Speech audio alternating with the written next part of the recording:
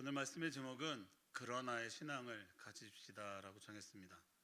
제가 아까 찬양 다음에 그 뒤에 찬양도 있기는 한데 제가 그 찬양을 끄는 이유가 그 나는 믿나라는 찬양의 가사와 지금 욥기에서 나오는 그 찬양 그 말씀이 너무나도 이제 일체가 되기 때문에 그 찬양을 기억하며 오늘 말씀을 또 같이 한번 봤으면 한다는 생각에 이렇게 중간에 한번 끊었습니다.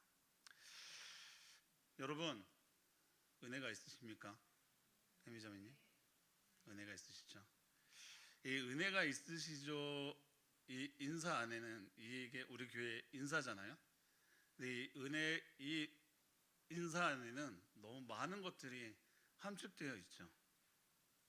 그래서 다른 곳에서 은혜가 충만하시죠? 그러면 뭔가 이렇게 기쁨, 뭔가 그렇게 다가오지만 우리 안에서는 그 안에서 이루어지는 하나님의 일들을 얘기하고 있는 인사인 것이죠. 그래서 오늘은 이 은혜를 정말 많이 겪고 있는 그 한 사람을 소개할까 합니다. 그 사람은 우리가 너무나 잘 알고 있는 욥이라는 인물입니다. 성경은 욥을 이렇게 소개하고 있습니다. 제가 그냥 읽어드릴게요. 1장 1절에 어떻게 나오냐면 우스 땅에 욥이라 불리는 사람이 있었는데 그 사람은 온전하고 정직하여 하나님을 경외하며 악에서 떠난 자더라. 잘 들어보세요. 우스 땅에 욥이라 불리는 사람이 있었는데 그 사람은 온전하고 정직하여 하나님을 경외하며 악에서 떠난 자니라 라고 하고 있어요. 이 단어 안에는 아무것도 흠잡을 것이 없는 그 사람의 그 삶이 나타나고 있는 것이죠. 그래서 하나님 보시기에도 인정할 수밖에 없는 사람이었어요. 그래서 8절에 어떻게 얘기하냐면 여호와께서 사탄에게 이르시되 내가 내 종 욥을 주위에서 보았느냐 그와 같이 온전하고 정직하여 하나님을 경외한 자가 없었더라. 그리고 악에서 떠난 자가 없느니라 라고 하나님도 욥에 대해서 인정을 하십니다. 그런데 그 욥에게 시험이 다가옵니다. 재산을 잃고요, 가족을 잃고요, 더 나아가 자기 몸에 욕창까지 생기게 되는 질병을 겪게 됩니다. 그리고 설상가상으로 그 친구들이 찾아와서 이 모든 일들이 너의 죄 때문에 일어난 거야 라면서 정죄를 한다는 것이죠. 그래서 그 말이 더 욥을 힘들게 합니다. 그런데 욥은 자신의 결백함을 증명하기 위해서 하나님을 찾습니다. 그런데 하나님은 대답하지 않으시고 나타나시지 않으시고 침묵하십니다. 어떠신가요? 이 모든 일들이 어떻게 보면 내게도 일어나는 일들이 아니신가요? 오늘 말씀은 그래서 우리의 삶 가운데 고통을 당해서 답답하고 힘든데 하나님께서 침묵하실 때 그럼 우리는 어떻게 살아야 하는가를 말씀하고 있습니다. 오늘 본문의 욥의 상황이 어떻습니까? 너무나 힘든 상황입니다. 그래서 하나님께 묻고 싶습니다. 그래서 오늘 본문 3절과 4절을 한번 보면 이런 단어로 표현하고 있습니다. 내가 어찌하면 하나님을 발견하고 그의 처소로 나아가랴. 어찌하면 그 앞에서 내가 호소하며 변론한 말을 내 입에 채우고 라고 이렇게 말하고 있습니다. 어찌하면이라는 단어에서 여러분은 무엇이 느껴지시나요? 너무나 안타까움이 느껴지지 않으십니까? 욥은 하나님께 가서 좀 더 얘기하고 하나님께 듣고 싶어 했습니다. 하나님 왜 이러십니까? 하나님께서 계시다는 걸 아는데 도대체 왜 나한테 이러시는 겁니까? 하면서 기도해도 응답이 없고 침묵하신다는 것이죠. 그래서 이 안타까움을 이렇게 얘기하고 있는 겁니다. 우리 안에서도 이런 경험들이 있으시죠? 아니 지금도 이렇게 기도하고 있는 분들이 있으실 겁니다. 그래서 대부분 많은 사람들이 이런 시험을 겪게 되면 하나님을 떠납니다. 그런데 욥은 이 상황 가운데 하나님을 만나서 얘기하고 싶은 거예요. 지금 이 상황이 납득이 안 됩니다. 왜? 나는 하나님을 경외하는 삶을 살았는데 이해가 되지 않습니다 라고 말하고 있는 것이죠. 제가 3절부터 7절까지를 제가 세 번역으로 한번 읽어드릴게요. 그분이 계신 곳을 알 수만 있다면, 그분의 보좌까지 내가 이룰 수만 있다면, 그분 앞에서 내 사정을 아뢰련만, 내가 정당함을 입에 닳도록 변론하련만, 그러면 그분은 무슨 말로 내게 대답하실까? 내게 어떻게 대답하실까? 하나님이 힘으로 나를 누르실까? 그렇지 않을 것이다. 내가 말씀을 드릴 때에 귀를 기울여 들어주실 것이다. 내게 아무런 잘못이 없으니 하나님께 떳떳하게 말씀드릴 수 있을 것이다. 내 말을 다 들으시고 나서는 단호하게 무죄를 선언할 것이다. 무엇을 말하고 있나요? 이 욥은 하나님만 만나서 말씀드리면 나는 잘못이 없단다라고 얘기하실 거야 라고 한다는 겁니다. 그래서 하나님을 만나고 싶다고 말하고 있는 것이죠. 그런데 하나님은 침묵하고 있다는 겁니다. 그래서 8절에 이렇게 말하고 있습니다. 내가 앞으로 가도 그가 계시지 아니하고 뒤로 가도 보이지 아니한다. 이렇게 말씀합니다. 하나님을 찾아야 합니다. 이렇게 찾기 위해 노력하는 장면이에요. 앞으로 갔더니 하나님을 발견할 수 없습니다. 그럼 뒤에 계신가? 뒤로 갔더니 하나님을 발견할 수 없습니다. 내가 할 수 있는 노력을 통해서 하나님을 찾고 있습니다. 작정 기도도 하고 금식도 하고, 그래도 하나님을 찾지 못하고 있습니다. 그런데 다른 사람들을 보니 은혜를 나누고 있습니다. 하나님이 주시는 그 은혜를 경험했다고 말하고 있는 거예요. 그래서 9절 말씀에 이렇게 얘기하고 있습니다. 그가 왼쪽에서 일하시나 내가 만날 수 없고 그가 오른쪽으로 돌이키시나 배울 수 없구나 라고 말하고 있습니다. 여러분, 8절과 9절은 조금 다릅니다. 8절은 하나님을 찾기 위해서 백방으로 노력을 하고 있는데 찾을 수 없습니다. 그런데 9절에서는 하나님의 일하심이 있는 거예요. 다른 사람을 보니 하나님께서 일하고 계시다는 걸 알고 있어요. 왼쪽에서도 일하시는 것 같고 또 돌이켜서 오른쪽을 보니까 오른쪽에서 또 일하고 있는 거예요. 아, 그래, 그러면 하나님이 계시는구나, 하나님께서 일하시는구나 라까지 알겠는데 욥은 뭘 못하고 있다고요? 하나님을 만날 수 없고 하나님을 뵐 수가 없다는 겁니다. 많은 분들이 이런 경험을 합니다. 신앙생활을 하다 보면 우리가 하나님이 계시다는 것을 믿어지고, 그 다음에 성경을 통해서 그 말씀의 진리라는 것도 믿어지고, 나의 죄 때문에 예수님이 십자가를 못 박혀 죽으셨다는 그 감사한 일도 알고 있습니다. 그리고 아멘으로 고백합니다.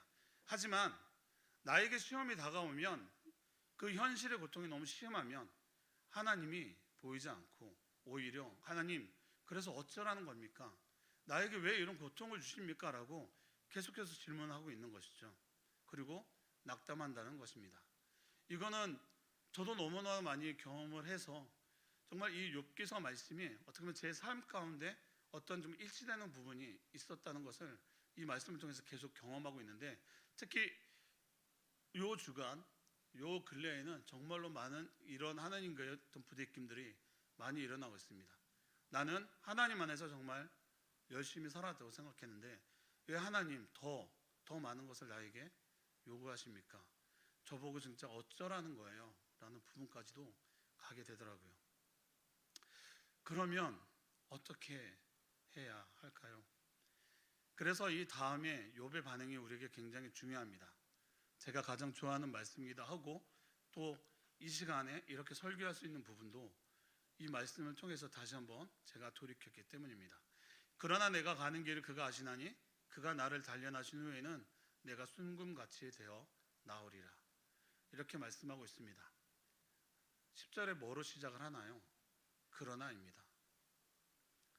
오늘 말씀의 제목이 그러나의 신앙을 가자고 했잖아요. 그런데가 아니고 그러나의 신앙을 가져야 한다고 말했습니다. 그런데 저는 못하겠습니다. 그런데 이해가 안 됩니다. 그런데 내가 왜 해야 하냐고요? 라는 고백이 아니라 그러나 이 세 글자, 이 신앙을 고백해야 한다는 겁니다. 그래야 욥처럼 우리도 그 넘지 못하는 그 틀, 그 담을 넘을 수 있다는 겁니다. 우리가 하나님 사랑합니다, 하나님께 내 인생을 맡깁니다라고 말하지만 우리의 삶이 지금 현실 가운데서 너무 고난이 있으면 그냥 거기에 매몰돼 버린다는 겁니다.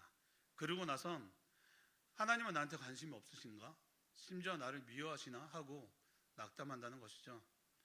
그런데 여러분, 그러나라는 게 뭡니까? 그럼에도 불구하고 그 모든 것에도 불구하고 나는 이렇게 고백한다는 겁니다. 하나님, 신뢰합니다.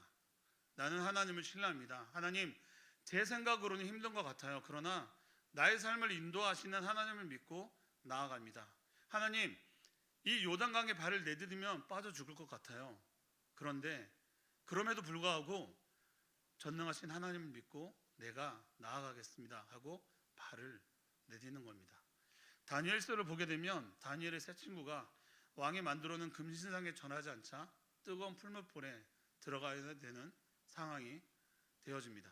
그때 세 친구가 이런 고백을 합니다. 다니엘서 3장 17절 말씀을 읽어드릴게요. 왕이여, 우리가 섬기는 하나님이 계신다면 우리를 맹렬히 타는 풀무불 가운데서 능히 건져내시겠고 왕의 손에서 건져내시리다. 그렇게 하지 아니하실지라도 왕이여, 우리가 왕의 신들을 섬기지도 아니하고 왕이 세우신 금신상에게 절하지도 아니할 줄을 아옵소서. 아멘. 우리가 너무나 잘 알고 있는 그럼에도 불구하고 신앙이죠. 여러분, 이 신앙, 그럼에도 불구하고 이 신앙을 고백하기가 너무나도 힘든 것이 어떤 사람은 1년이 걸리기도 하고요. 어떤 분들은 10년이 걸리기도 하고요. 또 어떤 사람은 30년, 40년이 걸리기도 합니다. 아니, 어떤 사람은 예수를 믿는다고 하지만 자신의 고난만을 바라보다가 생을 마감하는 사람도 있다는 겁니다.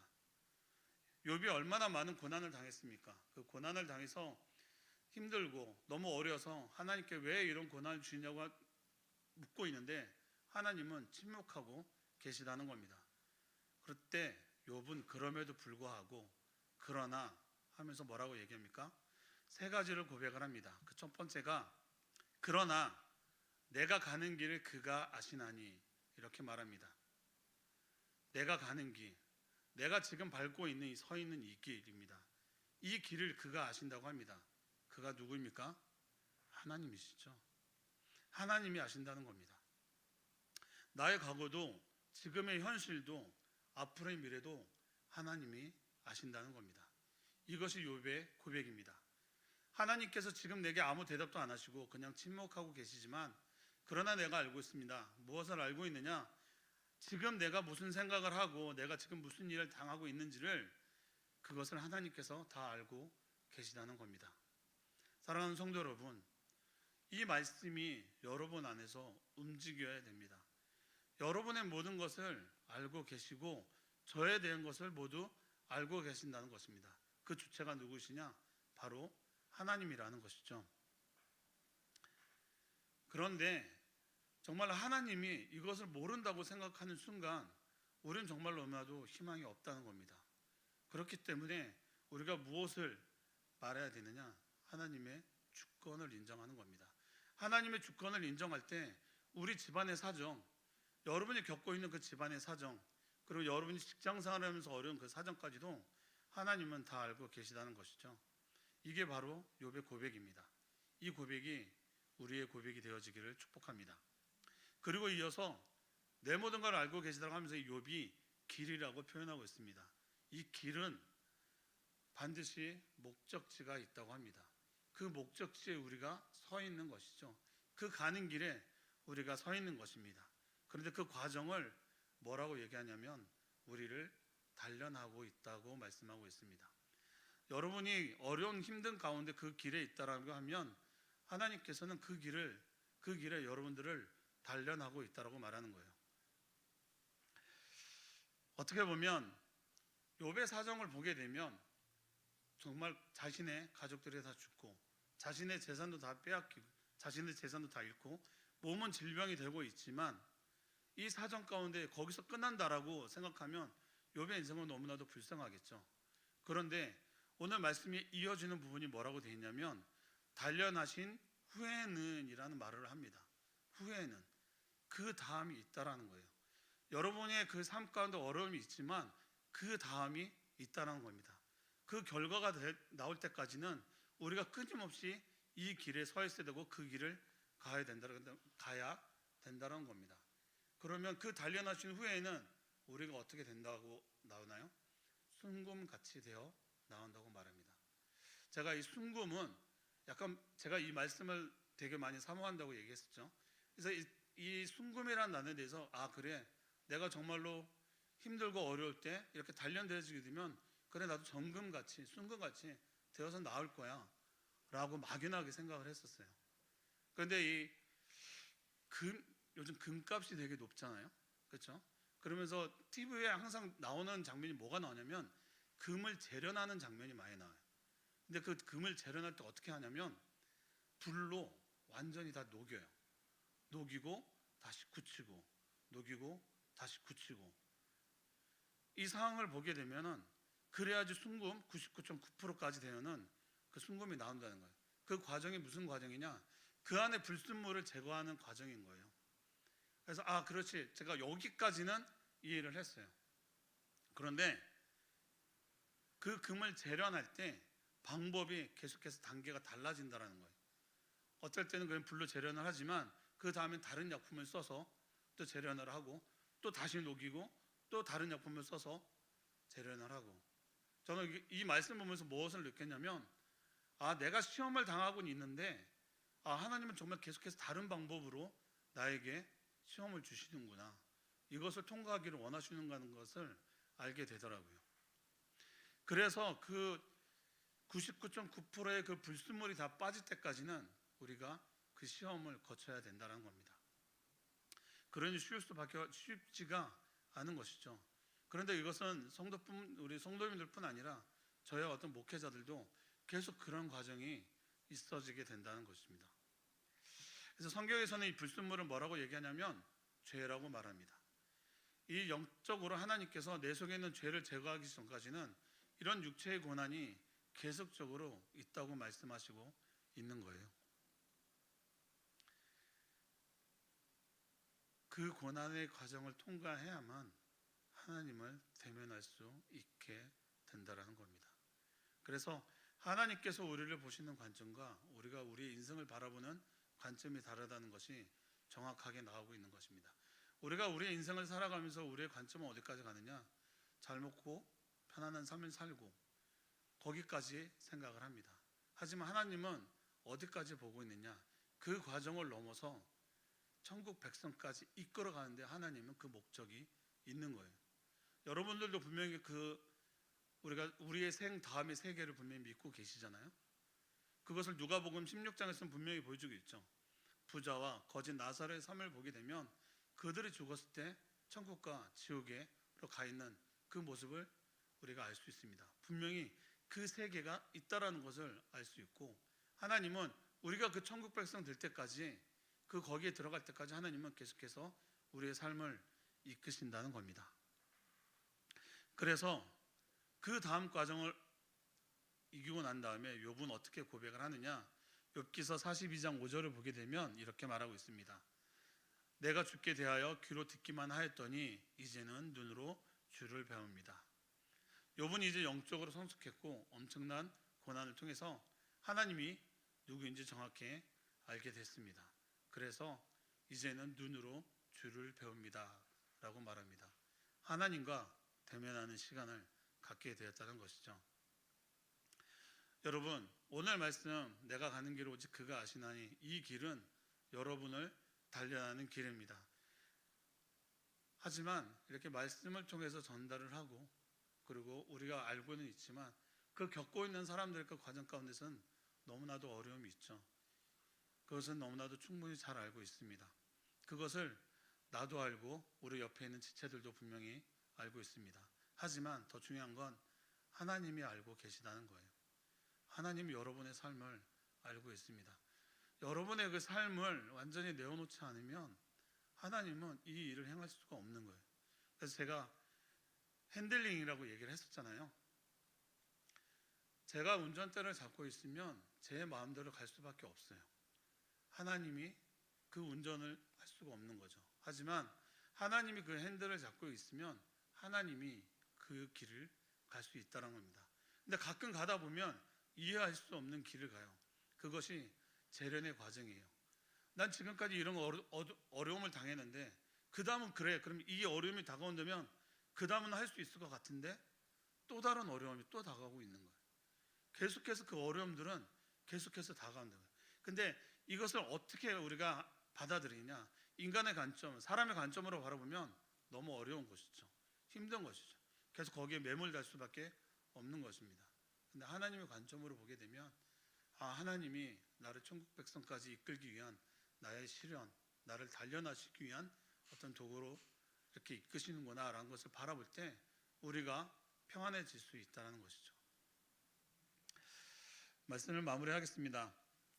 제가 아까도 말씀드렸잖아요. 오늘 말씀을 선포하기까지 너무나도 힘든 어려움이 있었습니다. 그것은 하나님이 저를 단련하시는 시간이었고 그 단련 가운데 내가 무엇을 바라보느냐를 분명하게 알려주는 시간이었습니다. 그래서 여러분들한테도 말씀드리고 싶습니다. 여러분들이 지금 바라보는 그 고난과 어려움 분명히 있죠. 그런데 우리의 관점으로 보게 되면 그것을 알 수 없어요. 하나님의 관점을 알고 우리가 늘 입술로 고백하는 거 하나님만 아시잖아요. 이게 정말 거기서 끝나야 돼요.